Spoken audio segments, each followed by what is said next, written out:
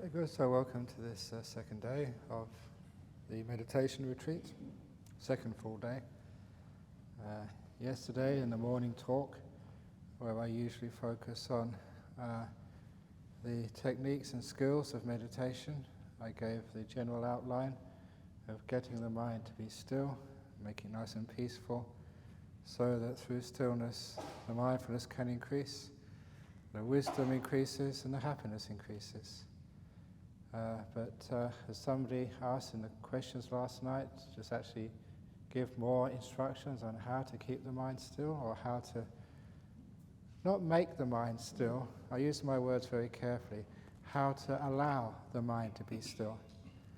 Because that's the natural state of the mind, to be still. Yesterday I gave the simile of the glass of water, but Ajahn Chah's simile would be, he would raise his hand. He said, my hand is like a leaf on a tree. You see the leaf flutter, go up and down. But he said that's only because there's a wind that the leaf moves. And he said if there was no wind, then the leaf would move less and less and less, until the leaf would come to its natural state, which will be one of stillness. The natural state of a leaf is to be still. It only moves because of the wind. In the same way, the natural state of your mind is to be still. It only moves because of the winds of desire and craving and wanting and struggling and striving. That's what makes it move. So now you're faced with the problem. Your mind is moving, so what should you do next? Stop. You just make it move more. So what you need to do is to protect the mind, to make sure that you don't interfere with it. You leave it alone. And then if you really are leaving your mind alone, you're not interfering, it moves less and less and less and less until it comes to its still place, because that's its nature, to be still. It only moves because we interfere with it.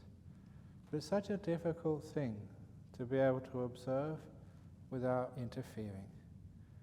You just have to go into the kitchen and do some work there, and you all got your ideas on how you can make that kitchen better, on how you can organize the retreat better, on how you can make your room better, on how you can do everything better. It is the nature of human beings. As soon as they observe with a judgmental mind, and they want to fix it up and make it better. That's called the problem of civilization. You can only leave things alone for a while. It would be much more peaceful. So here we have to learn how to leave things alone with a non-judgmental mind. In other words, a non-fault-finding mind. It is one of the little words which the Buddha used in the sutras, which was translated so accurately as the fault-finding mind. And unfortunately, the way we've been educated and trained is always to pick out the faults in things. And once there is a fault, then there's something to be done. In other words, there is activity. It's only when you have a mind which is not fault-finding, which says, this is good enough, this will do, and then you can be at peace. You don't have to do things. And because of that, one of my favorite sayings to people, if you want to tattoo anything on your body with a Buddhist tat, it is the saying, never do today what you can put off until tomorrow, because you might die tonight. That's a wonderful way of living life, because one of these nights you will die, and all that stuff you got out of the way for tomorrow morning is a complete waste of time. You died.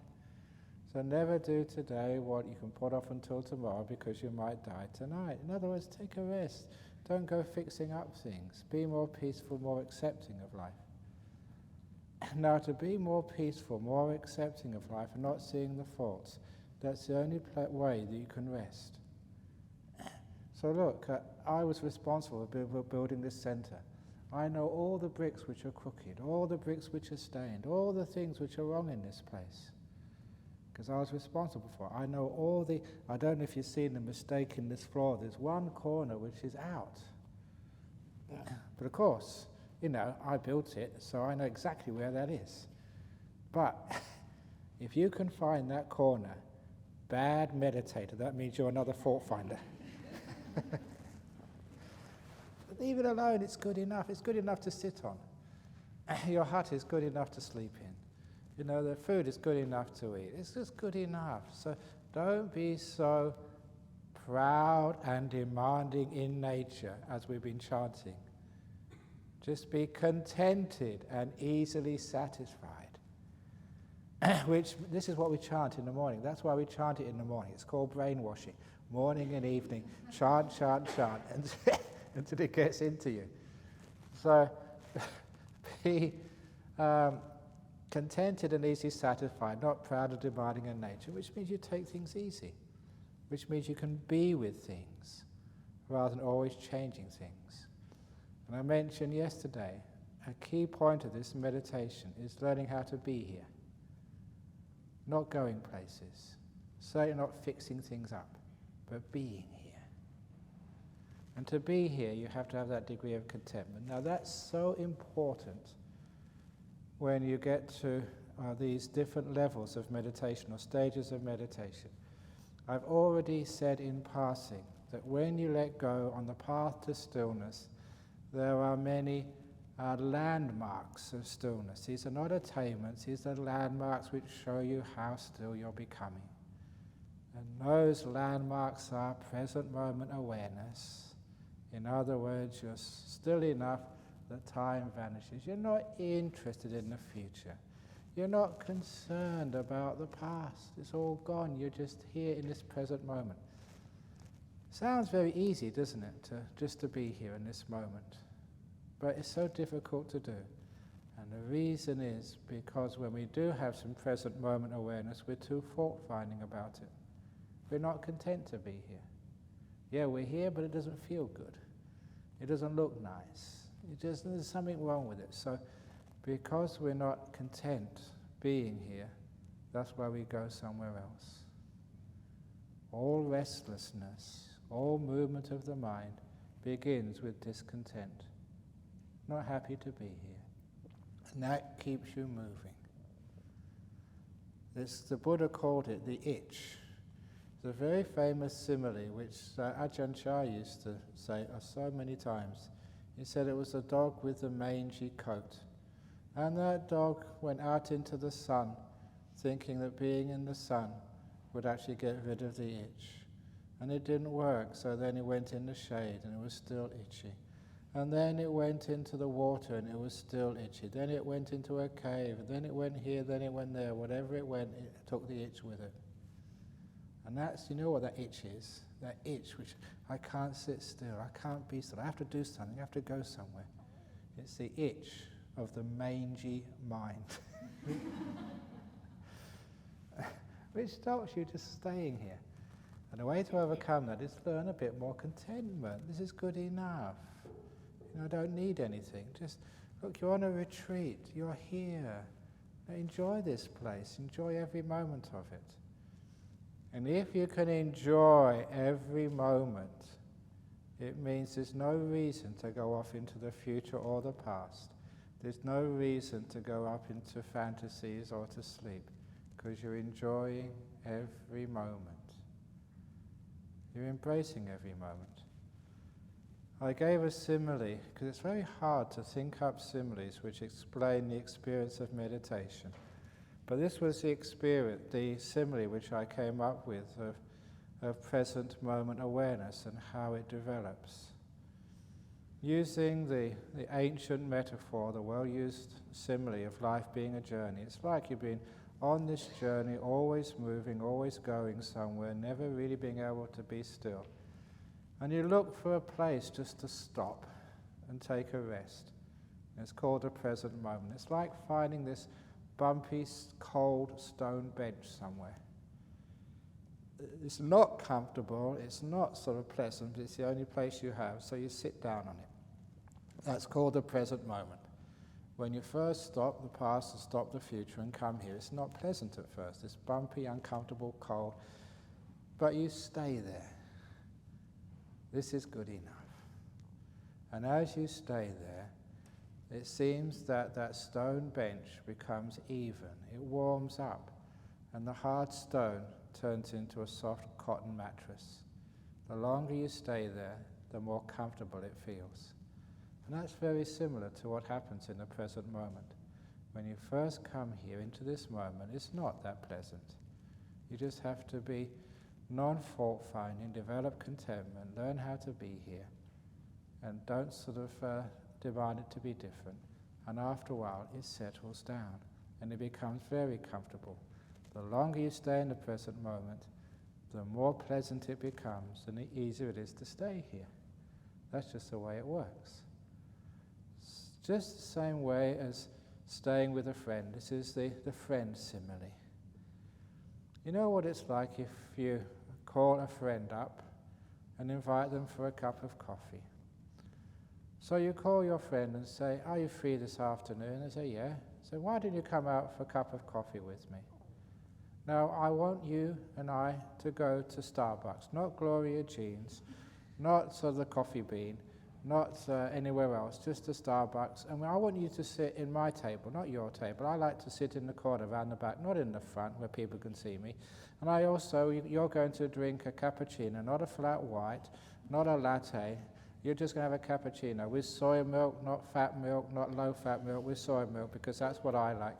And there's going to be no sugar. And you're going to eat a muffin, not a biscuit, because I like the muffins, and not just a chocolate chip, a vanilla muffin, because that's what I like. And we're going to talk about Buddhism, because that's what I like. I know you're a Christian, but I don't care. We're going to talk about Buddhism. We're going to stay there for 2 hours, because that's the time I have, not longer, not shorter. Now, would you ever call up a friend and say that? And if you did, what would they say back? I'm busy. Sorry, I can't come. I've got something else to do. That's not how you treat a friend, is it? But that's how you treat your mind. Come on, you're going to sit meditation. You're going to sit for 1 hour. No more messing around.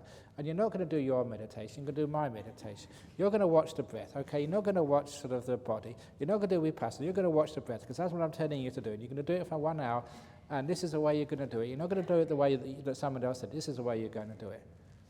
No wonder your mind runs away. As soon as it sees you coming, it goes off to hide somewhere in sloth and torpor, restlessness, or just fantasies, because you haven't treated it like a good friend.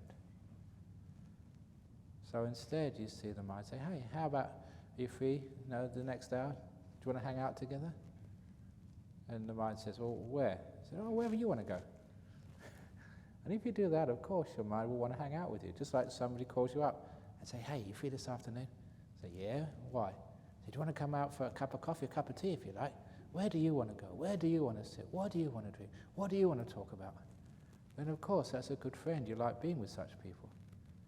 So now you know why your mind gets very restless sometimes. It runs away because you treated it badly. So in order to have the mind be with you, especially the present moment, treat the present moment with respect. Whatever the present moment wants to show you, let it show you that. It could be an ache, it could be a pain, it could be a pleasant feeling, it could be a thought, it could be a sound. Just respect the present moment. Treat it as a friend. And then the present moment will relax with you, and it will stay there with you. One of the whole reasons why people have difficulty in meditation, because they are control freaks. Control is the opposite of friendship. Real friendship, you don't control your friend. You just hang out with them, you respect each other, you love each other, and you have this beautiful harmony. And that's how we should deal with all these objects of meditation, with friendship. Kalyana Mitta, the good friend. You be the good friend to every meditation object you have, and then it stays with you. So you stay with the breath, stay with the present moment, you're friendly with it, you're kind to it, doesn't matter what it is, so that's good enough for me. Yeah, it's a lumpy old sea, but that's good enough. It's a bit unpleasant, but you're friendly with it. Then you find that present moment stays with you. And it stays a long time. You don't have to control or force. It just likes you because you've been kind to it. So this is how we develop that sustained awareness of the present moment.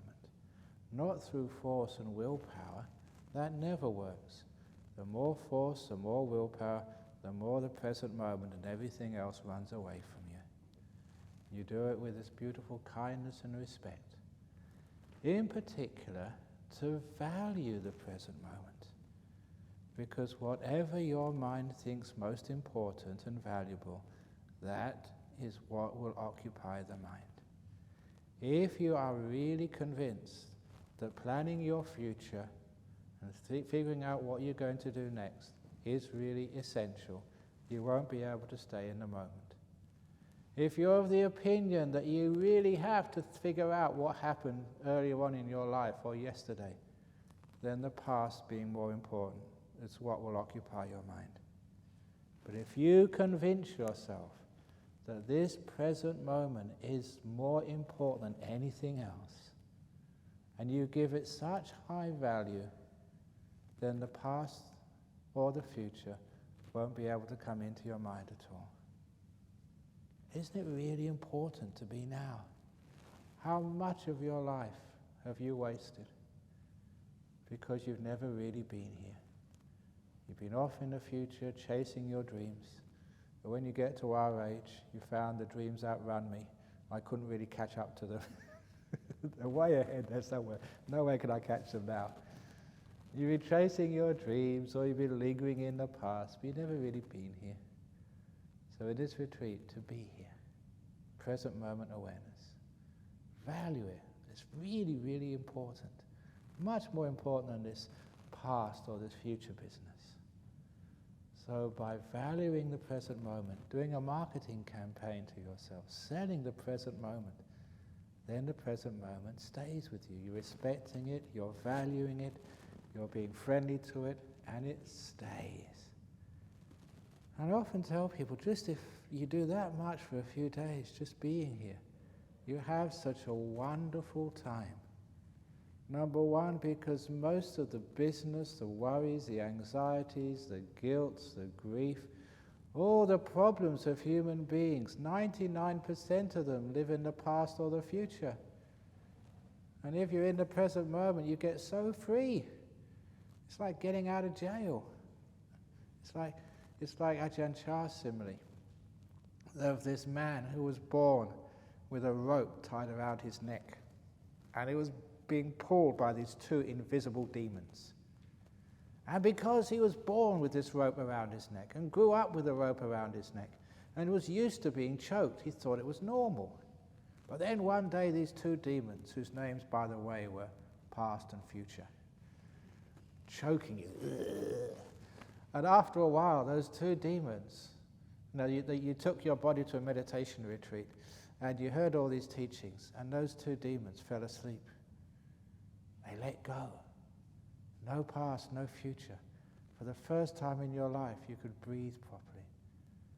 There was no constriction on your throat. Oh, that's so nice. That's what it's like to let go of the past and the future, and to be right here in this present moment. So to emphasize this present moment, when you are doing walking meditation, what part of the foot is moving right now? It's not where you're going, it's what's happening right now. How do you feel right now? When you're eating your food, what's in your mouth right now? It's called the one spoon at a time practice. Because, as a monk pointed out a long time ago, usually, if you look at people eating, they've got one piece of food in their mouth which they're chewing. There's another one on their spoon, waiting in line.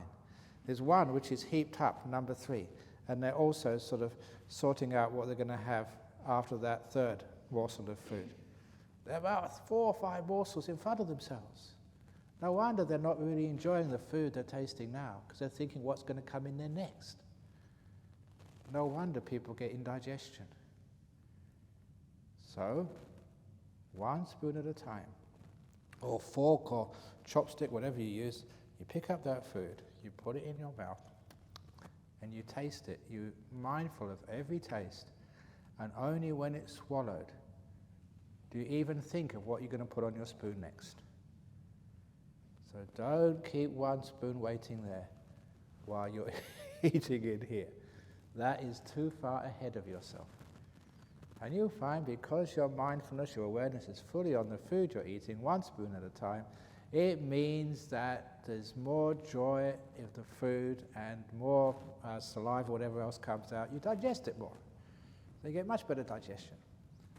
One spoon at a time. And when you're listening to a talk, you're just listening to a talk. When you're walking out of here, remember, a lot of times we miss the present moment because a lot of our life, we're in what I call the in-between moments of life. You're not walking meditation, not sitting meditation. You're going from one to the other. And a lot of times in those in-between moments of life, we're never there. We're either lingering where we began or we're already at the destination. We don't know how to be mindful in between. So when you finish your meditation or this talk finishes, and you're going, say, to have a cup of tea, when you're going to have a tea, that's an in-between moment. Be there when it happens. Enjoy it. Be mindful of the in-between moments of life. When you finish your cup of tea and you're going to the toilet, you're in between the dining room and the toilet. That's another in-between moment. Be there in those beautiful in-between moments of life. And then later on in your life, when you go back home, you're left home and you're going to work in the car or in the train or something, you're another in-between moment. Enjoy that, because most of your life is in between things. And if we don't know how to respect the in-between moments of life, most of our life disappears. We're not there when it happens. Because that's what happens. Most of our life we've left somewhere, we're going somewhere. Right here, right now, is called in between. And that's the most important part of your life. So then you can actually learn how to be in this present moment. In so many times of your life, just being here and valuing it. Again, many of the obstacles and problems have disappeared. They may happen in your meditation, especially later on in this retreat. You're getting very, very deep and you see these beautiful lights of great blisses and amazing things happening. I know what people keep asking me. They say, I got to this stage, what should I do next? I feel like getting the bongo up and bong him on the head. What do you mean next? There is no next, okay? No next. It's now. Now. If that question comes up, what should I do next? The red flag comes up. There is no next. The question is never, what should I do next? It's, what am I doing now? Present moment awareness, okay? So many people, they wreck their meditations. They come so close to getting into a deep meditation, and they wreck it when they say, what should I do next? They lose the attention on the present moment. Just right now, it's all you ever have. You should know that. Be here, right in this present moment. A lovely way of doing that, if you have difficulties, go outside and listen to the sounds. The hum of the aircon, the sound of the birds. There's so much things happening right now. When you really get into it, it really opens up, and it's amazing what's happening right now. The crack of the steel roof, the laughter of the yogis. It's all happening right now. So you're here and you're with it. And because the past and the future disappears, and so much business disappears, you get to that first stage of stillness. The mind isn't moving backwards and forwards in time. You got still, present moment. That is the first signpost of stillness. You're actually here. The next signpost. Actually, you don't really need to do these things. It just happens naturally. You just get more and more into this present moment. And if you get very deep into this present moment, you get what we call the silence of the mind. Because right in the center of this moment, there's no space to put a word. There's no opportunity for a conversation. Because you ever notice that your conversations are just comments about what has just happened? Just like it may be a commentary on some sports match on TV. They don't give a live commentary. They describe what's just happened a second or two ago, which, if you've got a pair of eyes, you've already seen for yourself. I told people to try this as a little experiment.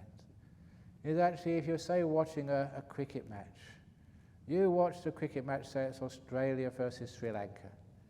You watch the Sri Lankan version of that cricket match and listen to the commentary from the Sri Lankans. And you listen to the commentary from the Australians. You would think you're watching two different matches. Because the commentators are always biased. And that's just, you too are biased. Your commentary is not the truth. It's biased. That's why all this thinking business never gets you to the truth. It just gets you more and more confused. And unfortunately, too many people believe the words so much, they forget the truth. And the usual simile which I give for this is, where did I give this? This was actually at Armadale a couple of nights ago. It was the story of the professor. There was a professor of philosophy. I said from Perth last time. A professor of philosophy from Colombo in Sri Lanka.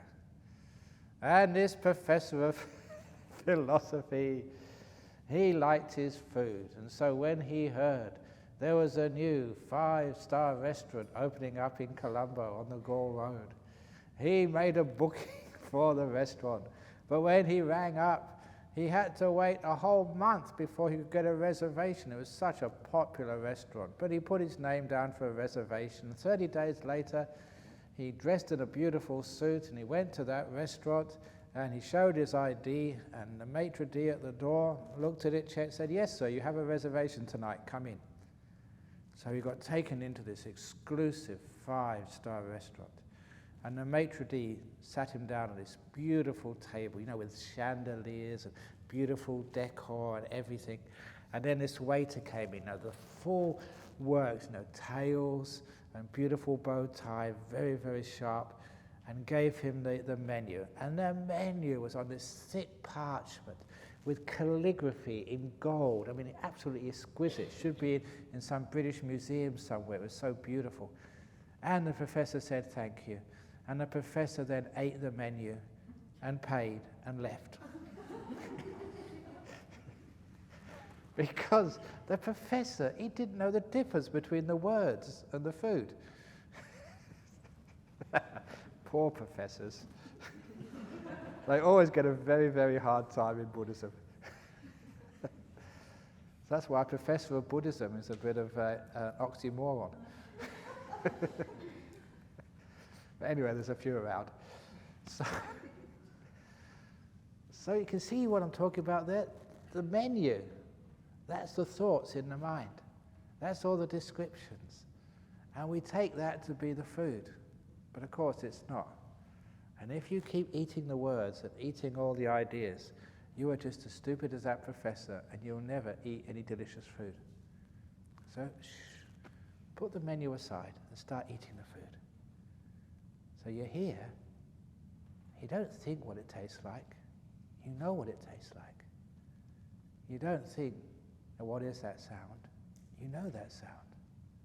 You don't give things names, you experience them before the name even comes up. Then, if you value that real experience rather than this commentary, soon you get very, very silent. And then, you're really getting into some deep stuff. In a moment, silence, my goodness, you're way on the journey. So, if you find it difficult to stop this mind inside, always giving a commentary, There are some tricks to do that. One of them is Valium, but we haven't got we haven't got any of that today. No, being serious now. One of the things is actually to go out and listen to sounds, especially in the forest, because there's usually so many sounds around, whether it's the sound of someone dropping something, or the sound, or the sound of people laughing, or the sound of the birds, or the sound of something. Because the sound only happens in this present moment, only happens now. And it stops the mind thinking. So the sound is a great thing to focus on, especially in a forest. That really shuts you up. You can be having this great conversation with yourself, and you go out and hear some birds, and they stop you. Sound is a beautiful thing. But if that doesn't work, you developed a mantra meditation. A mantra meditation is a group of words you say to yourself over and over again. You know, just like in the Thai one was Buddho, Buddho, Buddho. The most famous one, is the Tibetan Om Mani Padme Hum mantra. There's so many other different mantras you can use. So I'm going to actually employ the Om Mani Padme Hum mantra here. You can use whatever you like, but this is the example. So if you do like an Om Mani Padme Hum mantra, this is in order to stop that inner conversation. You repeat it to yourself over and over and over again. But the most important part of this exercise is to put spaces between the words. So don't just go Om Mani Padme Hum, Om Mani Padme Hum, Om Mani Padme Hum, Om Mani Padme Hum. You do Om Mani Padme Hum. Om Mani. You're not caretaker now. You're just listening. Om Mani Padme Hum. Put spaces between the words. And if your mind is really restless, got lots and lots of thoughts going on, close up those gaps. Om Mani Padme Hum. Om. So that the thoughts don't have a space to get in. And as you start to settle down and get more and more peaceful, Om Mani, you can lengthen the spaces between the words. And as you really get peaceful, Om Mani, really long spaces until you don't need the words at all, you just got the silence. There's a very skillful means of working from a mind which is very restless with lots and lots of thoughts, lots of thinking going on, using the Buddha's technique of substitution, putting another group of words together, to block out the thinking. And then just putting spaces between the words, opening up those spaces until the words have disappeared and you've just got the silence. It's a very skillful means of learning how to have a quiet mind. But of course, as everybody knows, you have to want to be quiet before you'll be quiet. A lot of times that technique doesn't work because people don't want it to work. They want to think. They like their thinking. They cherish their thinking. They're attached to their thinking. They believe their thoughts are so wise and so clever and so smart. So come on, be real. Be honest. Fess up. Your thoughts are mostly stupid, the same as mine. You've been thinking all your life. Where's it ever got you? In a lot of trouble, that's all. So shut up. So take away the value of thinking and put it onto silence, and then the silence will grow. Now imagine how still you are now. You're not moving into the past or the future, and this mind is not sort of agitated with thinking. It's just here, in this moment, aware. Now, one of the reasons why people can't remain in that stillness is because they get afraid. They're not quite used to being here when nothing's happening. When you're in the moment and you're still and there's nothing going on. Which is why I now want to introduce the 3 levels of every stage of meditation. It helps you understand how you develop these stages. The first level is what we call recognition. You recognize what we mean by the present moment. You recognize what silence is. That's why last night I gave you that exercise when I was speaking and asked you to be aware of what was happening inside of you when I put these pauses in. That was silence. So you could actually recognize what we mean by the silent mind. You experienced it. You know, when I stopped speaking, before the next word began, in that pause, that was the silent mind. So you experience it so you can recognize it. After you've recognized it, that's the first stage of every meditation, recognition. You experience it again and again and again and again until you get to the stage of familiarity. You're familiar with it. Oh, it's the silence again, which means you don't interfere with it anymore. It's just a friend. It's just someone you can relax with. And after familiarity comes the final stage of ease. You can relax totally with that silence or present moment. You find in every stage of meditation you have to go through those 3 levels: recognition, familiarity, and ease. Same when you first come here. Many of you have been here several times, so it's like a second home. You know this place. You know me. You relax with me because you have fun. I tell jokes, you tell jokes. We have a good time together. But when you first come and see me, my goodness, it's a monk. My goodness, it's a famous monk. My goodness, you get tense.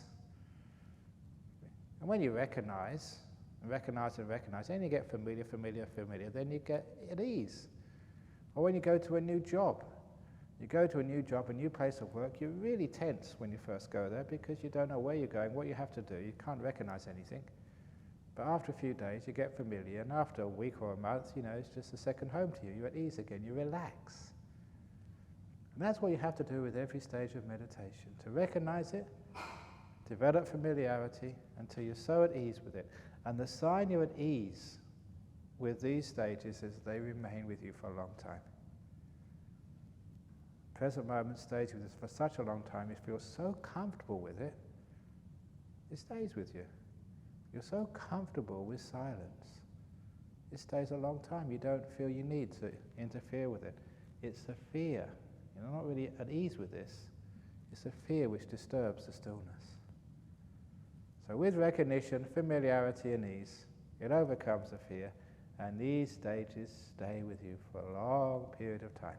Now already, just being silent in the moment, you know it's a lot of fun. It's a case of all these burdens of my life, all these difficulties, all these things which have been worrying me have just disappeared for a while. Oh, what a relief. It very much is like going on holiday. Going on holiday, getting away from it all, they used to say. And when they go on holiday, they don't get away from it all, they get more of the same. When you really go on holiday, you go on holiday to see your relations in Sri Lanka. Oh my goodness, what a stupid thing to do. That's not a holiday, that's torture. I did that once. I went to 7 years as a monk, I went to go and see my family for Christmas. I forgot what a family was like. As soon as you meet together, they all say, "Oh, Merry Christmas, how are you? What have you been doing?" And that lasted about 15 minutes, and then the argument started. Welcome to family life. Oh my goodness.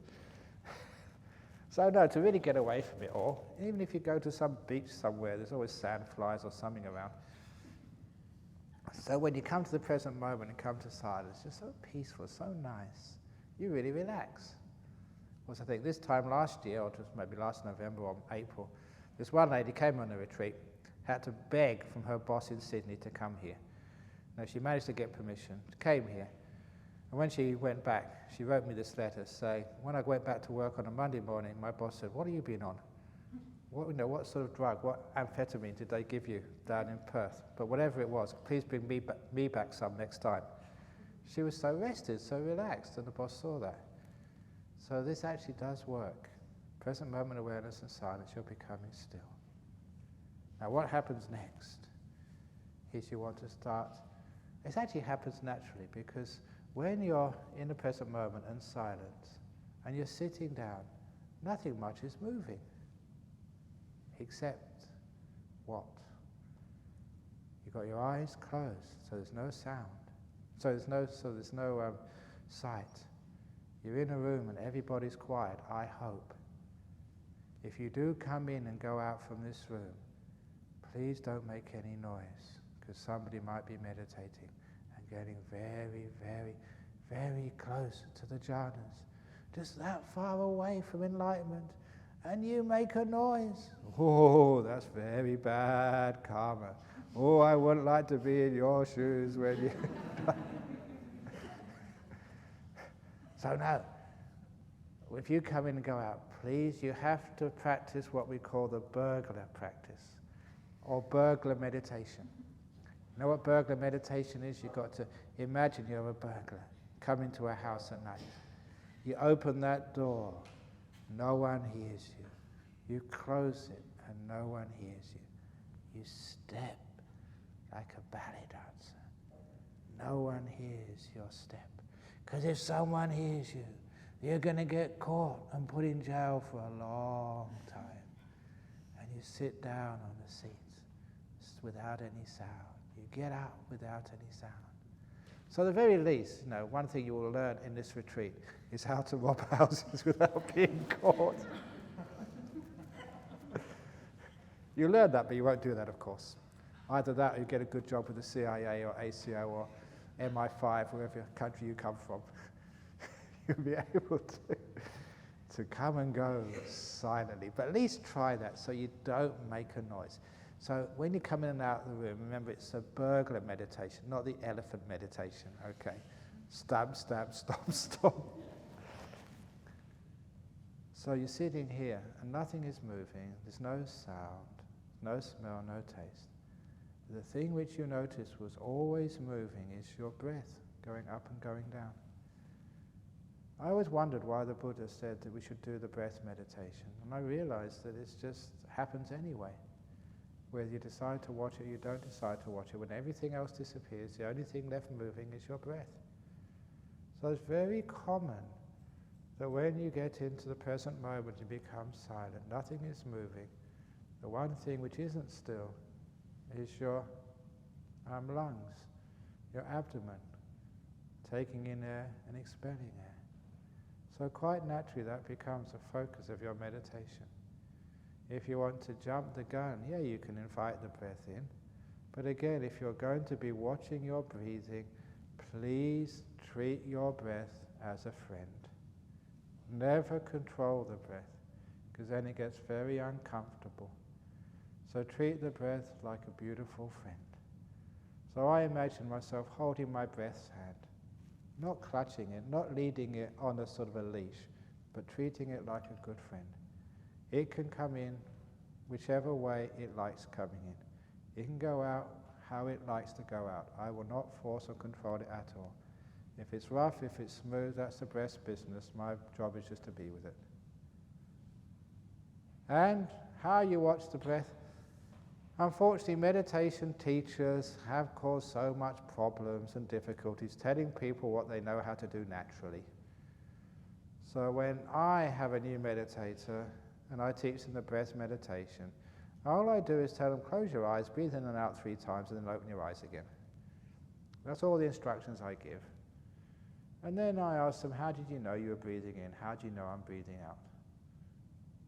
They know the breath has gone in. They know the breath has gone out. You don't have to watch at the tip of the nose, at the belly, at the ear, at the big toe. I don't care where you watch the breath. As long as you know the breath is going in, as long as you know it's going out. That's all. Keep it natural. Because I used to have hay fever. Still got hay fever. So sometimes I was meditating, they told me to watch the tip of my nose. Well, watching the tip of the nose, nothing was happening there. My nose was stuffed. It was blocked. Nothing going in, nothing going out. What a waste of time that was. And I thought I could meditate. And then the Mahasi method came up, and you told you can watch the breath at your abdomen. I thought, now I can meditate. I can watch the breath at the abdomen. By that time I was a young monk. And it's not a good idea to watch your abdomen late on in the afternoon or in the evening when you haven't eaten since 11 o'clock. Because that abdomen is so close to your tummy. I was watching my abdomen, but the mindfulness went to my tummy. I'm hungry. I want something to eat. I'm empty. Oh. So even watching the abdomen is not a good idea. So what do you watch? You don't have to watch the abdomen. You don't have to watch the nose. It's not nose meditation. It's not belly meditation. It's breath meditation. What's the breath? The breath, the breath. So all I needed to do, ask myself, am I breathing in? Am I breathing out? I know what that is. I don't care where it's located.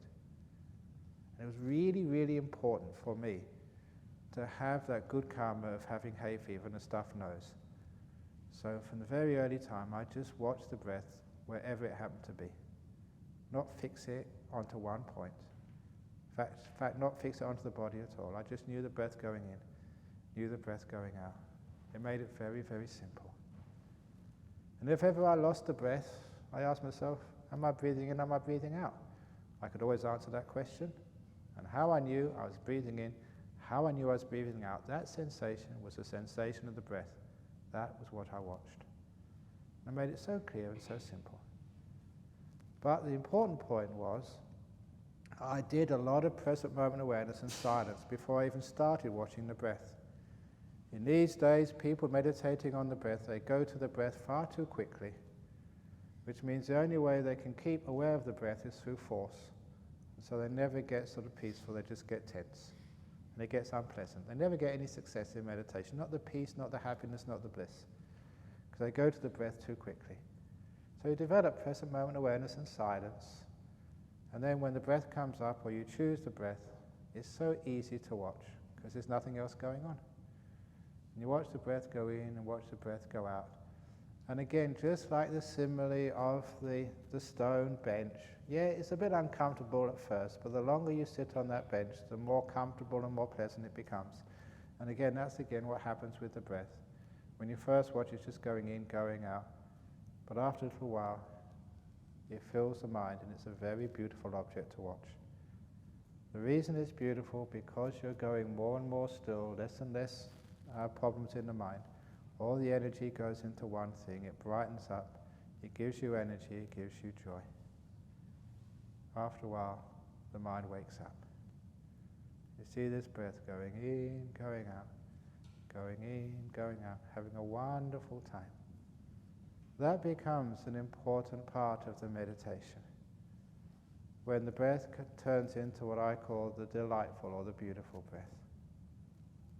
It's just a natural thing which happens in the same way that when you go slow up the hillside, what you see is more beautiful. When you're doing lots of meditation, the food tastes delicious, as well as the contents of your toilet bowl. And because you're not flushing anything, there's lots of beautiful things to watch today. So, if that looks beautiful, imagine what your breath looks like. It's just a natural part of the meditation. You get to the stage of a delightful breath. You're just watching the breath go in, watching the breath go out. Having such a delightful time. The delight is the last ingredient which really makes you still. Nothing moves because you don't want to move. You don't want to get up from your seat. You don't want to go up for lunch. You don't want to do anything. You're just so happy being here, watching this breath go in and breath go out. It becomes delightful. And when you get to that stage of the meditation, then you're taking off. From there you really get some beautiful meditations. The delight's coming up. You don't have to do anything. You're sitting there with a big smile on your face. Happy, no effort, totally content, in yourself, having a wonderful time. And it really gets into some very nice states after that. But that is going to come later. So that's how you become still doing the sitting meditation. That's how you become still doing the walking meditation. Again, you just notice the feeling of the walking, just like you know that the breath is going in, the breath is going out, you know the left foot is moving, the right foot is moving. You start from that, and then after a while you start to see all the different types of all the different parts of just one step. The left step, the right step, It's just a whole series of incredible movements and feelings of just walking. And you're not forcing it, you're doing it totally naturally. You're just walking and you're just watching the body doing the walking. Now, one of the experiences you have, it's one of the nice experiences of walking meditation. You walk, backwards and forwards, and after a while, you're not doing the walking anymore. It's just like, you're just watching this body, and I'm not doing this. You're just walking, it turns around all by itself and walks back again. It's as if, you get those experiences of you just watching this body doing its thing, and really you're not giving any command, not giving any orders, it does it all automatically, and that's really weird. It just gives you some indication of what this no-self business is. You really think you're in control, but you ain't. So that's one of the stages to look forward to. You're walking there and you're not doing it, you're just watching. It becomes very peaceful and very joyful. The less you have to do, the more happiness you have. And this is what happens in meditation. You do less and less and less, and you get more and more mindfulness, more and more energy, more and more power, and you have a great time. So that's how to be still. So just to sum up those stages of meditation today, it just happens naturally, just present moment awareness, the silence, just watching the breath and getting into the delightful breath. So this is see what happens. Don't force it. Because remember, if you want it to happen, it never does. Present moment awareness is number one. In the present moment, there cannot be any wanting. There cannot be any next. There cannot be any past. All gone. And that means the biggest of the problems you've overcome. Okay, so any questions about this morning's lesson? Is that quite clear? You know what to do? But don't force it. If you feel really tired, go and take a break. Yeah? I understand about being in the present. Does that mean you shouldn't be setting goals? Yes. No goal weekend. No goal week.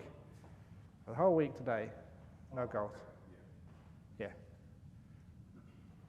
So it's brilliant. Have a nice free time. We spent so many goals in our life, and it just tortures us.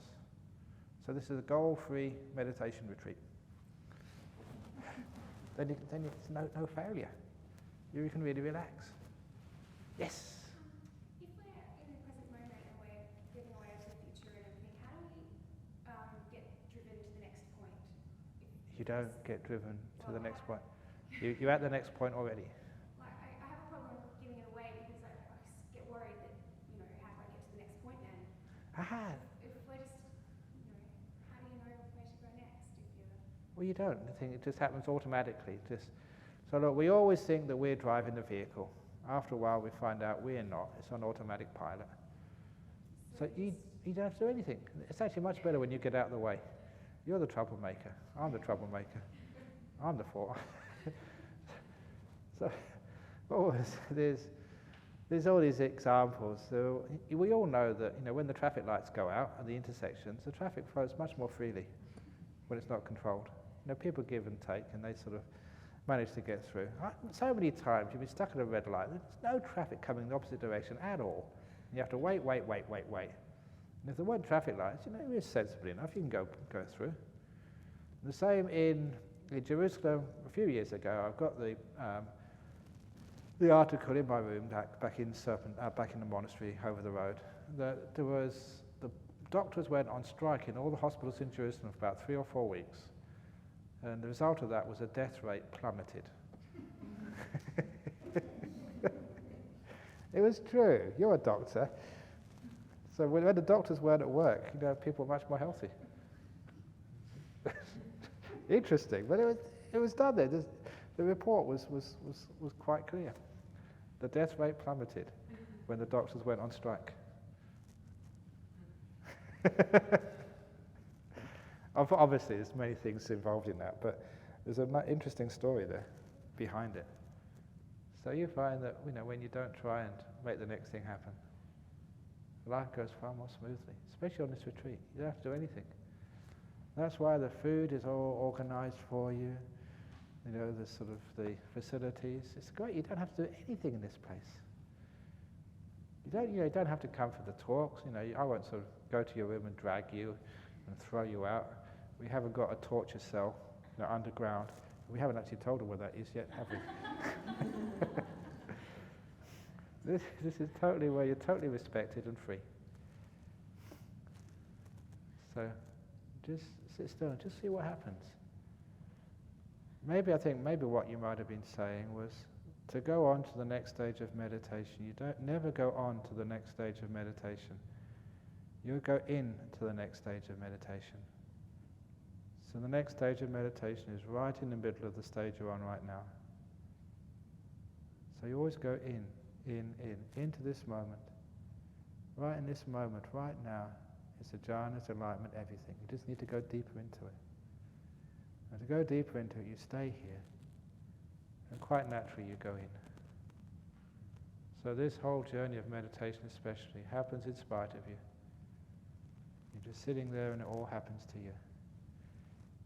The old simile is you get on the aircraft, and as soon as you board the aircraft, you put on your seatbelt, it takes off, and once the takeoff is completed, you can take your seatbelts off. All these flight attendants come. And this is like flying on Buddha Air. And on Buddha Air, you're just sitting here, and this flight attendant comes and says, "Madam, do you want some present moment awareness, please?" And say, "Yeah, thank you very much." So they give you present moment awareness. You don't even have to go running for it. And a few minutes later, they bring you the second course of silence. And a few minutes later, they bring you the breath, and then the delightful breath. And then they come up to you and say, "Special because it's Chinese New Year, we have Jhana for you all today. So do you want some Jhana today, first, second, third, or fourth?" "Yeah, last time I had first. Let's try second today." And so they give you, "Here's Jhana, madam." And then you're just sitting there enjoying your jhana, and then someone else comes up and said, "Oh, we've got enlightenment. Do you fancy enlightenment today?" So, "Oh, yeah, well, maybe not." "No, okay." Everything gets served to you. You don't have to go seeking anything. If you're going on an aircraft, you just sit down there, and people bring you all the food, and the drinks and everything else. That's what it's like in meditation. You sit, absolutely still, do nothing, and these things come to you. You go running after them, you never find them. You sit still, and they come to you. Make sense? Okay, so just sit down, shut up, and do nothing. Very good. Okay, so any more questions? Please put them on a piece of paper for this evening. Now we have a time just to do absolutely nothing. So see how good you can be doing nothing, or nothing doing. For those who want interviews, there's interviews available. Put your name on the list, and interviews will be outside of the office. And for everyone else, remember, the time right now is now minutes to now, on the Nouth day of the Nouth month, 2000 and now. So please enjoy yourself. And you don't need to look at the clock. You will know when it's 11 o'clock and time for lunch. So just enjoy. Enjoy this morning. If you feel like sitting, sit. If you feel like walking, walk. If you feel like sleeping, sleep. Just be kind to your body and mind. Present moment awareness, silence. Yes? Just a question about the interviews, Ajahn. Is that now, or do we write down a time? When you write down the time, make sure you write down the time now. And when that time comes up, now. Okay, so otherwise you'll all come at the same time and it'll be impossible. Okay, you got me there.